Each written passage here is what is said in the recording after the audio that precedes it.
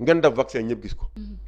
ñu dem assemblée nationale dem conseil économique et social au conseil des collectivités jël toutes les personnes tous ceux qui sont dans l'administration ñu vacciné wu ba Sénégalais gis ne ñii vacciné wu nañu ba pare bu ñu ko defee pare nag ñun après mën nañu vacciné wu. parce que dinañ ne président joxe na bon exemple mais quand à vacciné wu ñoom ñu toog seen i kër kooku duñ ko def. donc yow vaccin yi dafa dellu sa xel. non dellu sama xel. ok dafa dellu sama xel dëgg nga wax dellu sama xel moo tax may ne ñoom nañ vacciné wu ba pare. d'accord parce que tey situation bi xoolal tey ni situation bi mel. dama ne c'est-à-dire il faut pas que joue avec le peuple sénégalais. ak ñoom il se joue avec le peuple sénégalais. te jeu bi ñuy joué mi ngi commencé jéggi dayoo.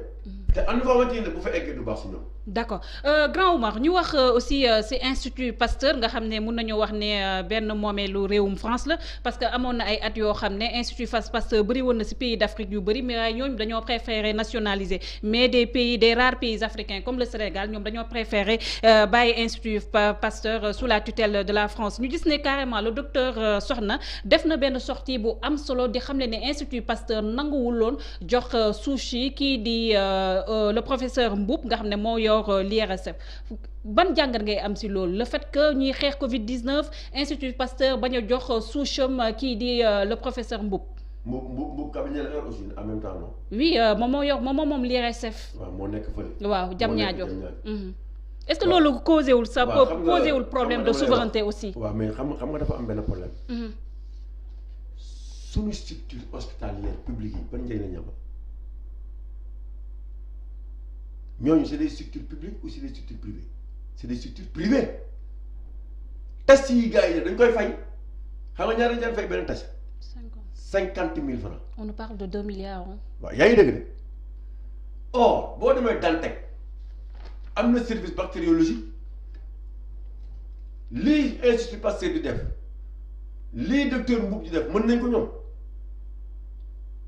boo demee tey Fann wala nga dem Dalal Jàmm mën nga boo amee tout le matériel nécessaire qu'il faut mën nañu def plus de 1000 tests par jour mais lan mu tax ñooñu mettre ñu leen en kii en service pour ñu liggéey et pourtant def nañ la demande à l'État du Sénégal pour ñu mettre leen à la disposition du matériel pour que li institut Pasteur di def ñu leen di fay ak ñeneen ñi leen di fay ñoom ñu def ko bul fàtte ne 64 milliards lañ mobilisé pour faire face à ça pour combattre cette pandémie. 64 milliards lañ injecté dans le secteur de la santé. est-ce que gis nga si loolu dara. amuñu matériel amuñu personnel même masque sax dañu am problème ñi am masque mooy ñi nga xamante ne ñoom ñooy gérer uniquement ñi yor le personnel ñi yor ñi nga xamante ñooy nekk dans ñi nekk ci affaire coronavirus.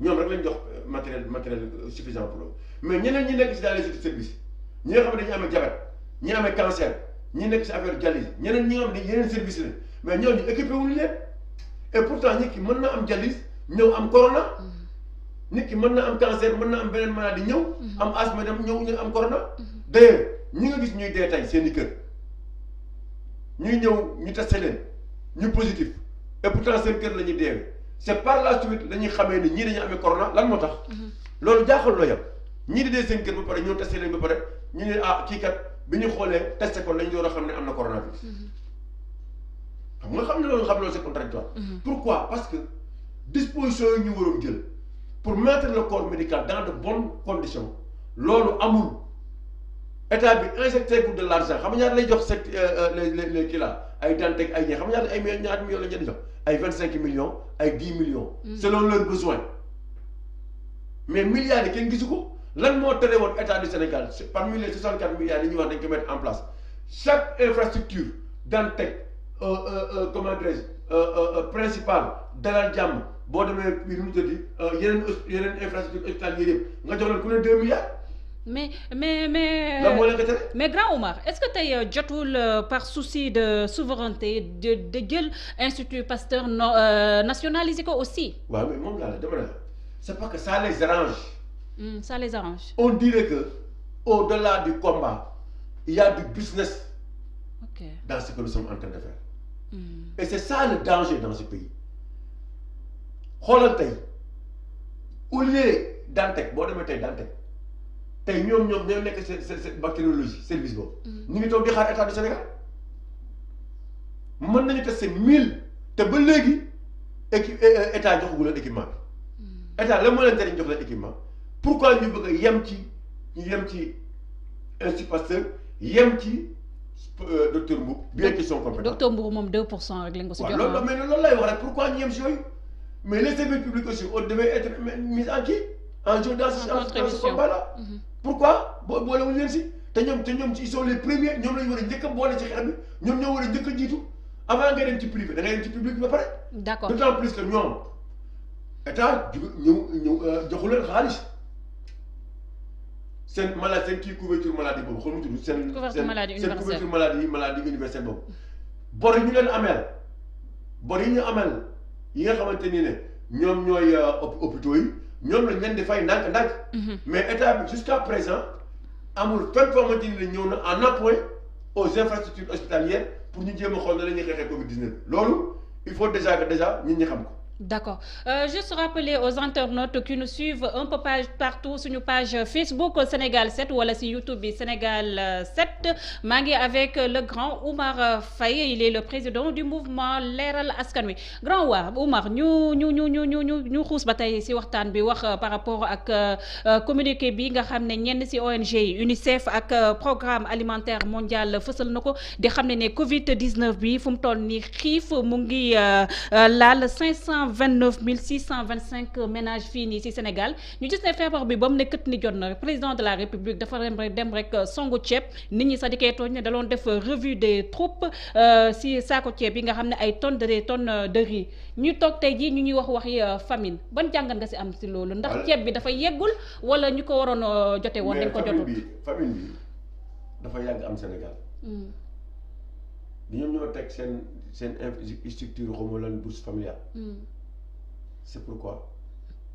c'est pour atténuer la pauvreté la souffrance des Sénégalais ça veut ñoom seen xayma ñoom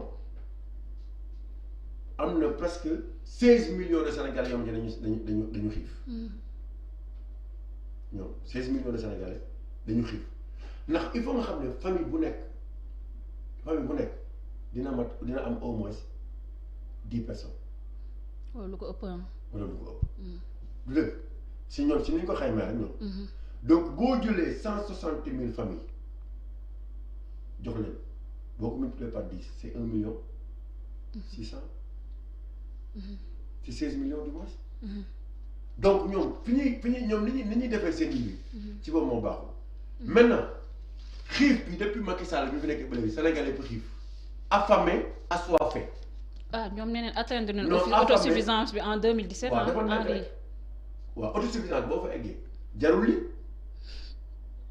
jarul seen résilience économique ak sociale. lii yëpp lii tamit beneen paradoxe. non lii beneen affaire la ceeb bi. d'accord d'abord ceeb bi moo gën a priorité santé bi diwlin bi moo gën a priorité saabu bi moo gën a priorité parce que avant même la mise en place du comité de pilotage ou bien de comité de suivi comme ñoom ni ñu ko waxee. def nañu appel d'offre def nañu joxe nañu ceeb ak diwlin bi ak suukar parce que c'est presque 20 milliards de francs CFA or ñi ñu ko jox ba léegi la ñu waroon indiwuñ ko demal dans les quartiers koor gi jeex na. loolu moo tax ma ne la ana ceeb bi. waaw moom laa la wax demal dans les quartiers c'est parce que ñi ñu ko jox ils sont incapables de satisfaire la demande. kon ñoom ñu gagné marché yi amul na ceeb. amuñu ceeb bi. nañu wan fan la ñu stocké ceeb bi. ça c'est grave. fan la ñu stocké suukar bi ni ñu ko joxoon actuellement nii kooku dégg nga ministre bi ne da ko def mise en demeure parce que 700 tonnes sur 5000 tonnes de sucre munoo sax indi 600 tonnes. mais grand Oumar est-ce que kon ñun ñi nga xam ne ñoo ñuy jiite est-ce que mun na leen jox confiance ñuy mel ni comme ñuy def pilotage à vue. moo tax ñu déconfiné boo gisee ñu déconfiné. mooy non seulement Sénégal bor bi mu am mënuñu ko fay parce que on est endetté jusqu'au cou moo tax Macky toppatoowul sax maladie bi moom endettement bi lay toppatoo nan laa mën a def pour annuler l'endettement moo tax mi ngi victimiser wu lu ne mi ngi koy def façon pexe bu ne mi ngi koy mettre en place pour wan ne actuellement amatuñu benn possibilité nous risquons de mourir il faut annuler la dette